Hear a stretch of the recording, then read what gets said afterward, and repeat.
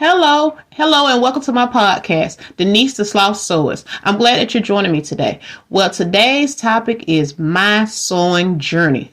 What made me interested in sewing? Well, let me give you first a brief background of who I am. Well, my name is Denise. I am a daughter, I'm a sister-in-law, I'm a wife, I'm a mother, I'm a homeschool educator, I'm a blogger, and I'm a podcaster. And last but not least, I'm a sewist. All of these roles I fulfill on a daily basis. That makes me who I am today. Well, my sewing journey began when my husband went to Habitat for Humanity Restore, and he found a vintage Singer 500A Slant-O-Matic Rocketeer sewing machine, and let's just say he purchased it. He brought it home because what made him interested in purchasing it was it's a sewing machine that is similar to what his mom had. After getting behind the Slant-O-Matic, I realized, hey, let me research all I can about how to get started sewing. And that was where my sewing journey began, with that Singer Slant-O-Matic 500A. Now, did I know what needles I needed, what type of fabric I needed, all the above, all the notions, all of the fabric, in this case textiles I needed? Heck no. I didn't know where to start. I was clueless. So the first place I decided to go was to YouTube. Type in the search bar sewing. When I did, a lot of videos populated. I'm like, perfect.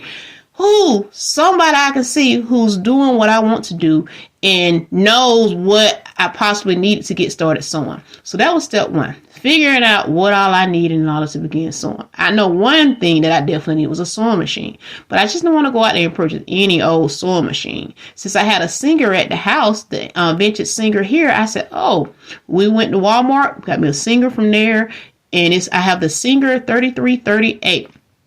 From there, another idea came to, okay, what kind of fabric can I use? Right now, since I'm just beginning, why not go to my local thrift store, or as some may say, secondhand store, and purchase fabrics from there? And you know what? That's what I did. I went in there, and what I mean by fabrics, I mean the things that you're going to put on your bed, like bedding, the flat sheet, the fitted sheet, those type of things, just to get me started. And also pillowcases, whatever I could find at the thrift store at that moment to kind of let me practice and learn some new skills along the way. Well, that's what I did. And let me tell you, my very first project was out of a flat sheet and a fitted sheet. I ended up making a raglan shirt with a raglan pair of, not raglan pants, but a raglan shirt and a pair of pajamas from my bedding, from my flat sheet and my fitted sheet. Okay, let me tell you about it. Now, think back to that first sewing project that you did. How did it turn out? And depending on how long you have been sewing, what have you learned now that you wish you would have known then? Well, let me tell you what I have learned now since doing my first project that I wish I would have known when working on my first project. One is surgery. Doing better, not surgery, but just working better on the armhole. Something about the fact of having, when I lift my arm and having that air, that breath of air, because you did not stitch, well, not you, but I, in this case, did not stitch my armhole well. So therefore, you have that happening. Another thing that I have learned since then, do not cut too close to your seam allowance. Don't do it. Because guess what? When you go to sit down, your pants, let's just say my guys saw a full moon that day. That's all I'm going to say. So use your imagination. Okay. Now, we all have done different things through our sewing journey, but one thing that I enjoy about sewing is my moment to relax. Whenever I think about sewing, I think of that peaceful moment where I can just kind of sit back, work on something for me. And once I develop my skills for myself, then I begin making things for my guys. Now, did I see myself making my own garments? Now, when I say garments, I'm referring to your shirt, your pants, your shorts, all the above of clothing. Did I see myself purchasing? No. Growing up, I never, ever, ever, ever, ever, ever, ever thought about sewing. Because guess what? I was the one that didn't have enough patience to make it myself. I'm the one back in the day. I used to be like, hey, I'm going to go to my local retail store. I'm going to pick up something off the rack, and I'm ready to go. So pretty much ready to wear was my thing. I didn't have to make it. I didn't have to figure out how to solve a pattern, any of that. But today, that's no longer me. I'm that individual that will go into a local secondhand or thrift store. And I will look around and say, this looks interesting. I could probably deconstruct this and make this together or combine it. I have those things, and I have that option. Then my second option is, there's a sale at Joann Fabrics. Let me go down here and get me a pattern for Simplicity or McCall's, whichever brand is on sale. Let me check that out.